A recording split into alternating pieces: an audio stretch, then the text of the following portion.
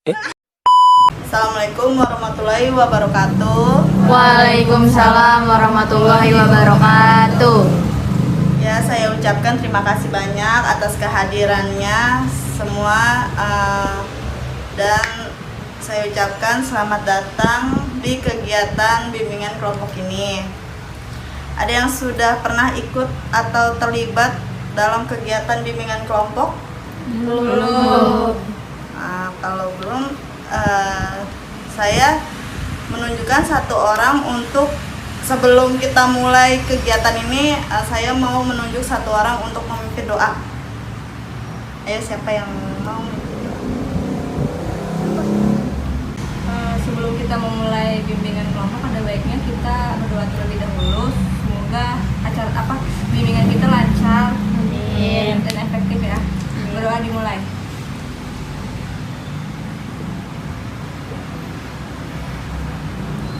Selesai.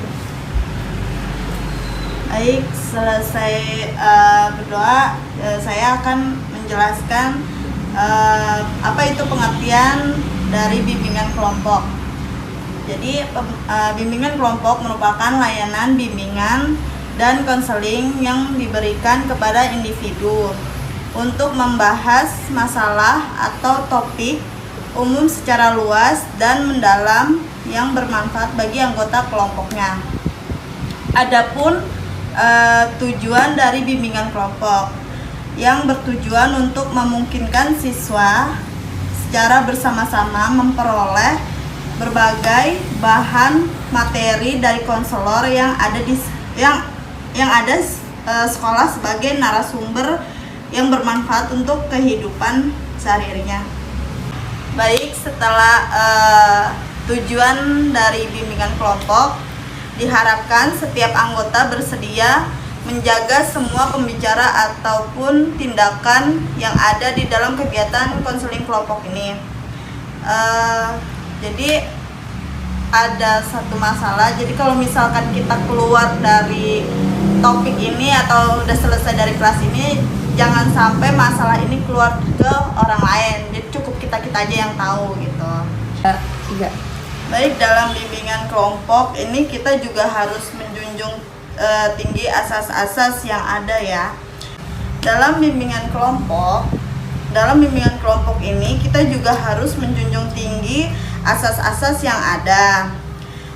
Terima kasih telah hadir pada hari ini dalam kegiatan bimbingan kelompok secara sukarela tanpa paksaan. Diharapkan setiap anggota bersedia menjaga semua pembicara ataupun tindakan yang ada di dalam kegiatan konseling kelompok. Diharapkan pada saat kegiatan berlangsung dapat aktif berperan dan menanggapi kasus yang akan kita bahas nanti. Diharapkan setiap anggota dapat menghargai perbedaan-perbedaan pendapat tanpa memandang agama, ras dan suku. Bagaimana yang lain bisa dipahami? Iya. Bisa, Bu. Ya.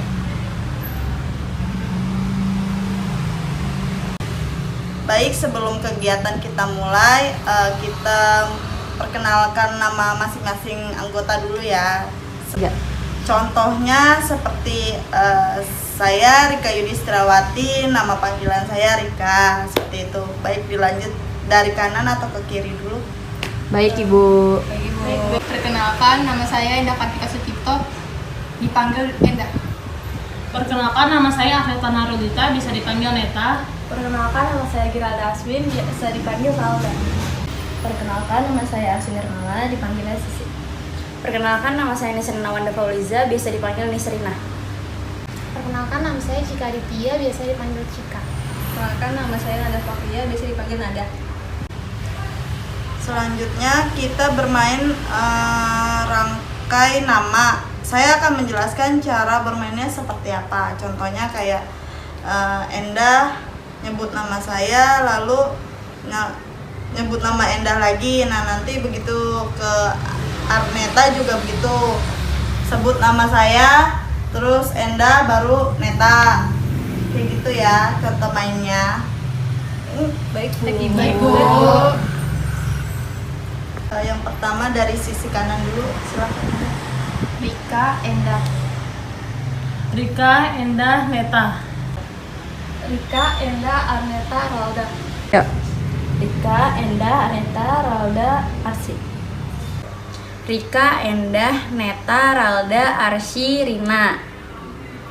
Rika Endah Arneta Ralda Arsi Nisrina Cika. Rika, Enda, Arneta, Ralda, Arsi, Nisrina, Cika, Nada. Enda, Neta, Ralda, Arsi, Nisrina, Cika, Nada, Rika. Kok tadi gue begini? Enda salah. Sini, nah. Nah, Gimana? Yang kiri kayak gini. Nunjuk. ya kiri sah. Kanan. Bener kayak gitu. Ya udah gitu. Udah benar, benar. Benar. Ya benar. Udah dimulai ya. Lalu hari itu ngejelasin dulu. Nah, nanti saya nyanyi. Iya. Kalau saya bilang udah berhenti, baru tangannya dikucuk gitu. Oke. Udah, dimulai. Tik tik tik bunyi hujan di atas genting, airnya turun.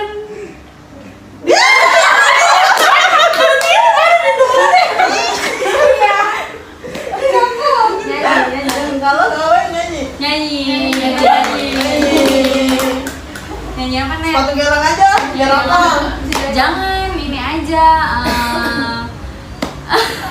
Jangan macem-macem. Balonku. Iya, balonku aja. Dede yang kalah nyanyi balonku ada 5. Udah, ulang. Enggak, tinggal nyanyi doang dah. Balonku ada 5, rupa-rupa warnanya, hijau, kuning, kelabu, merah muda dan biru. Balonku balon hijau bar, hatiku sangat kacau. Barangku tinggal Tempat pegang erat. Udah, baik, topik yang kita pakai pada pertemuan kali ini ialah topik tugas dengan topik tentang pelecehan seksual yang berdampak HIV. Kalian pernah tahu nggak sih berita yang lagi tenar di media sosial tentang pelecehan seksual anak di bawah umur? Iya tahu. Iya, tahu. Jadi terdapat seorang anak yang berusia 12 tahun, wanita, menjadi korban pelecehan seksual dan kebejatan keluarganya sendiri, yang dimana dia diperkosa selama bertahun-tahun oleh keluarga yang seharusnya ia melindungi. Bahkan anak tersebut terkena HIV. Korban berasal dari Medan, telah dilecehkan oleh orang terdekatnya sejak berusia 7 tahun. Artinya ia sudah mengalami pelecehan seksual selama 5 tahun berturut-turut. Awalnya korban hanya tinggal cuman 2 orang bersama ibunya. Lalu ibunya menikah lagi dan korban dilecehkan oleh bapak tirinya. Tidak lama setelah ibu korban meninggal dan korban dirawat oleh ayah tirinya. Lalu setelah itu korban diasuh oleh adik dari neneknya. Lalu neneknya menitipkan korban ke pamannya. Ternyata korban dijual oleh pamannya ke lelaki yang hidung belang. Berlangsung selama 5 tahun. Yuk. Ya, bagaimana tanggapan kalian tentang topik yang hari ini kita bahas? Boleh, Arsi? Menurut saya kasus hari ini itu sangat memperhatikan ya, sangat disayangkan sekali karena di umur anak di umur 12 tahun itu seharusnya mendapatkan pendidikan yang cukup, pendidikan yang bisa untuk mengembangkan potensinya, dan seharusnya keluarga juga memberikan kasih sayang yang cukup untuk dirinya gitu, dan juga bisa bermain dengan bebas untuk teman-teman sebayanya. Baik, kita kasih applause buat Arsy. Selanjutnya Ralda boleh. Menurut saya kasus ini sangat memprihatinkan karena keadaan sang korban dengan usia yang di bawah umur harus mendapatkan hal pelecehan yang seperti ini sih. Oke, baik. Beri applause buat Ralda. Selanjutnya selanjutnya boleh Nada. Menurut saya kasus pelecehan seksual yang ini, kasus pelecehan seksual itu sering terdengar ya, cuman baru kali ini saya mendengar kasus pelecehan seksual di bawah umur yang pelakunya tuh banyak terhadap satu korban, dan bagi saya ini adalah sangat mengenaskan bagi saya, terutama sebagai perempuan. Baik, kita beri applause buat Nada. Selanjutnya akan tanggapan dari Agneta. Menurut saya kasus tersebut sangat tidak bermoral dan hanya memikirkan nafsu dan kesenangan sesaat. Oke, bagus juga pendapat dari Agneta. Baik, selanjutnya tanggapan dari Enda bagaimana? Menurut saya pelecehan seksual di usia 12 tahun itu bisa mengganggu kesehatan mentalnya dia. Dari yang belum tahu hal tersebut jadi tahu, jadi kan bisa membuat dia trauma untuk kedepannya nanti. Oh, ya, bagus. Terima kasih untuk Enda. Selanjutnya tanggapan dari Cika. Silakan. Dalam kasus kekerasan seksual sebenarnya ada beberapa pihak yang perlu bertanggung jawab, seperti peran orang tua yang harus lebih memerhatikan anaknya, dan peran masyarakat terhadap kasus kekerasan seksual dengan lebih peduli dengan kasus yang kayak gini sih. Baik, kita berikan tepuk tangan untuk pendapat dari Cika.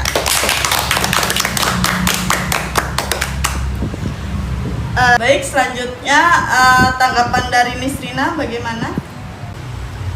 Tanggapan saya terhadap berita tersebut adalah menurut saya sangat miris sekali karena banyak orang yang tidak memanusiakan manusia, terlebih lagi anak tersebut masih di bawah umur, dan dimana yang seharusnya rumah menjadi tempat yang paling nyaman untuk tempat tinggal, tetapi malah menjadi tempat yang paling dia hindari. Saya tidak membayangkan bagaimana kehidupan dia nantinya di masa depan, rasa trauma yang dia tanggung, terus perilaku orang yang jahat kepada dia. Baik, kita beri tepuk tangan untuk pendapat. Ya, menurut kalian hal apa saja sih yang bisa kita lakukan untuk meminimalisir agar kasus seperti ini tidak terjadi? Tadi kan sudah dari kanan ya kita main gamesnya. Nah, jadi kita mulai yang dari kiri. Menurut Nada bagaimana? Menurut saya seperti menjalin komunikasi atau kehangatan dengan anak, lalu bisa dengan memberikan edukasi seks pada anak, lalu melakukan deteksi dini pada anak juga, dan mengajarkan anak untuk membuat batasan-batasan tertentu. Baik. Sudah Nada pendapatnya? Mau ditambah lagi? Sudah. Kita beri tepuk tangan untuk Nada. Selanjutnya boleh ke Baik, selanjutnya boleh Cika, bagaimana pendapatnya untuk persoalan ini? Kalau solusi dari saya sih harus mempertebal iman, terus memperkuat ajaran agama, terus lebih dapat perhatian dari orang tua sih. Sudah? Itu aja pendapat dari Cika. Oke, baik, kita beri tepuk tangan. Selanjutnya kita pendapat dari Nisrina bagaimana? Menurut pendapat saya, kita harus mengedukasi orang terdekat, mungkin yang di bawah umur. Kita bisa kasih tahu kalau ada beberapa anggota tubuh yang tidak boleh disentuh baik oleh orang lain maupun orang terdekat. Terus kita juga harus menciptakan pribadi yang tegas gitu kepada anak. Kalau misalkan nggak boleh nyentuh hal yang bukan seharusnya disentuh. Terus juga kalau misalkan hal tersebut sudah terjadi, kita bisa laporin kepada pihak berwajib atau center call-nya KPAI, mungkin bakal dibantu juga sama mereka. Udah sih, itu aja dari saya. Ada pendapat lain dari Destrina? Kayaknya kita sebagai wanita juga perlu alat pelindungan diri, kayak misalkan kita bisa bawa botol spray yang isinya lada, terus kita bisa pakai kalau ada orang yang mau macam-macam sama kita, termasuk pencegahan juga sih. Wow, bagus sekali. Kita beri tepuk tangan untuk Destrina. Baik, selanjutnya pendapat dari Arsi bagaimana untuk persoalan ini? Menurut pendapat saya, kita sebagai calon orang tua seharusnya bisa menanamkan sikap waspada kepada anak kita nanti atau kepada orang-orang terdekat kita, dan bisa memberitahu atau mengajarkan edukasi seks untuk mereka untuk menghindari kasus-kasus yang seperti ini.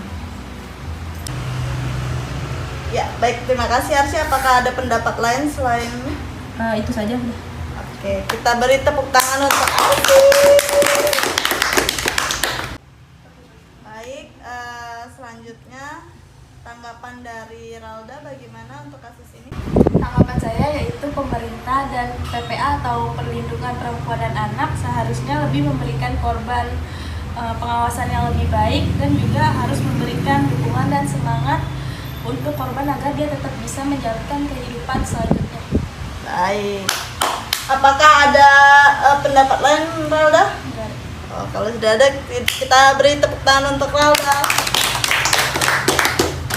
Ya, selanjutnya bagaimana tanggapan dari Arneta untuk kasus ini? Solusi saya agar orang tua menanamkan rasa malu pada anak seperti tidak mengganti pakaian di tempat umum atau di depan orang lain. Sudah, itu aja. Baik, terima kasih Arneta. Kita beri tepuk tangan untuk Arneta. Ya, selanjutnya bagaimana pendapat Endah untuk kasus ini? Ya kan karena ini di lingkungan masyarakat, kita sebagai tetangga atau mendekatlah dari oknum itu, kita harus bisa memberikan arahan tentang pelecehan seksual agar orang tersebut juga paham tentang pelecehan seksual. Apakah ada pendapat lain selain ini? Sudah cukup. Baik, terima kasih Endah. Kita beri tepuk tangan untuk Endah. Yuk, mari kita supaya nggak tegang, supaya rileks semua, kita selingin sambil main game, sambung cerita. Jadi cara mainnya nanti masing-masing anggota memperlihatkan gambar dari HP, contohnya Nada ke Cika. Nah, nanti dari Cika menceritakan gambar yang ada di handphonenya si Nada, ceritanya tuh apa gitu. Bisa dimulai? Bisa. Yuk, udah paham semuanya kan permainannya? Kita mulai dari Arsi. Kelinci sedang bermain Sambil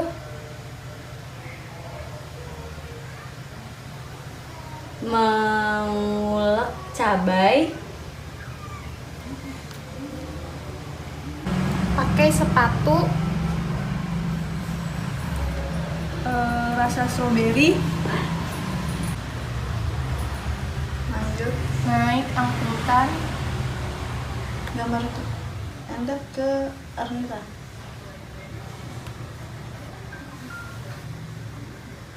Sambil makan rumput, Arnita ke Arsi.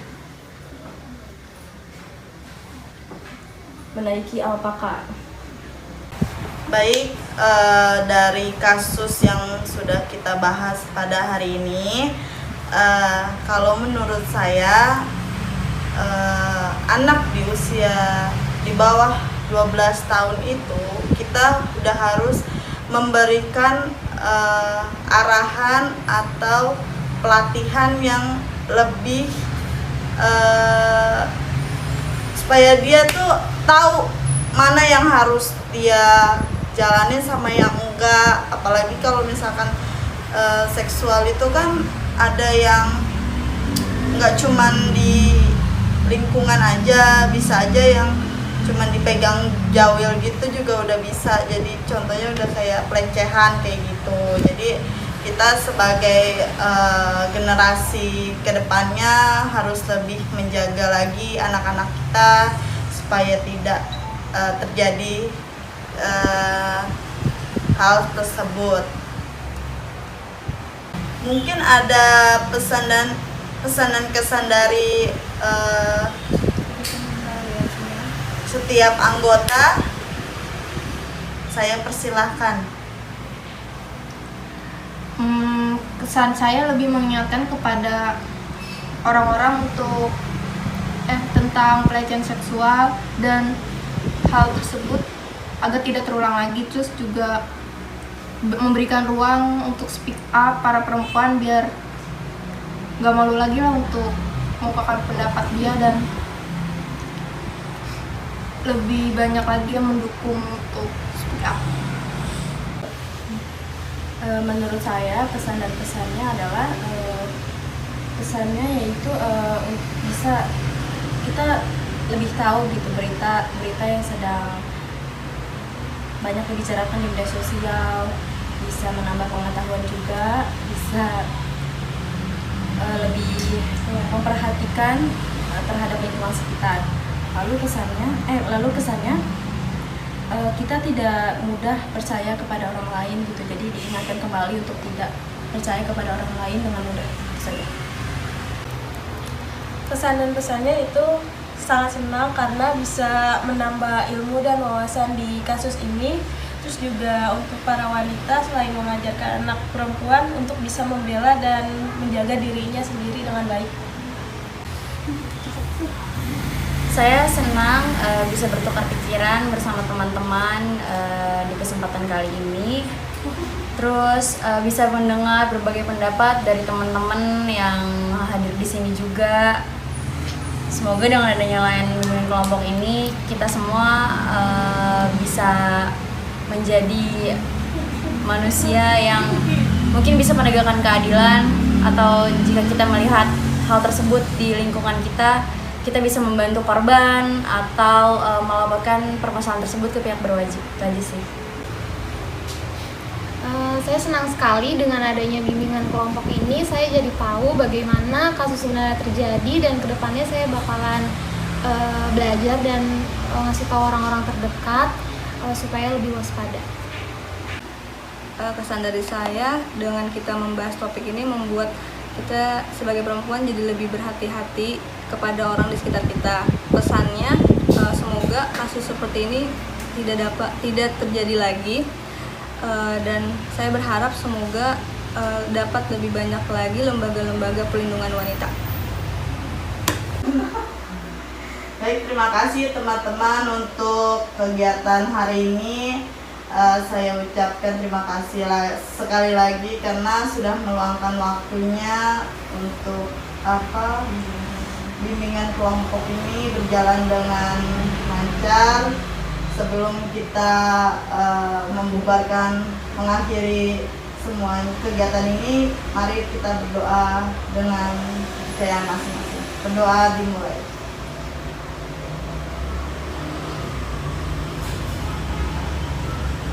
Alhamdulillahirabbil alamin.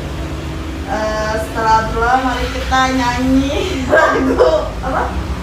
Mari Gilang sepatu gilang. Gilang sepatu gilang. Boleh dipimpin oleh Distina. Gilang sepatu gilang, Gilang silang ramai. Mari pulang, marilah pulang, marilah pulang bersama-sama. Mari pulang, marilah pulang, marilah pulang bersama-sama.